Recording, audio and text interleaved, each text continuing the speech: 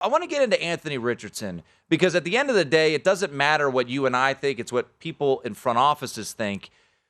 Take me inside a front office. I get the excitement of the athletic ability, the arm, the backflip, all this, but he wasn't very good on the field, very, very much. Am I missing something, Nate? Why does it feel like teams are falling in love with Anthony Richardson, and what are your thoughts on Richardson? Yeah, the combine is, and of course he has the athletic gifts, Anthony Richardson does, that stand out on film, or even if you're watching, the combine, the measurements, and everyone's kind of thinking that the hype has built up from him because of that combine showing. But the combine in Indianapolis is so important for especially a quarterback is the interviews with the teams. So I think maybe that what these teams got to sit down with him and see how much of this rawness or how much of a project he is, how much is it okay? Can it get better? Is there more to work on with this as far as the mental side? Because obviously he has the athletic tools. And the completion percentage is the thing, because he had a sub 60%, I think a sub 55% completion percentages last year starting.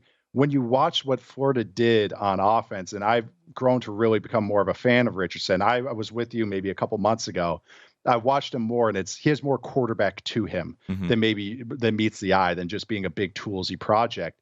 Is that he handles stuff with the pre-snap, the protections, that stuff that translates to the next level. On top of it, it was a very aggressive offense. It was down the field. There weren't a lot of quick throws to slants, there's bubble throws, screen game. They barely run any screens in that offense. So his numbers didn't get juiced in that sense. So I think when people have sat down and watched more of a down-to-down basis, other than just the huge highlights that he has, they see that there's maybe more to work with as far as the quarterback element of it. And I agree with it. I'm pretty high. I'm pretty bullish on him.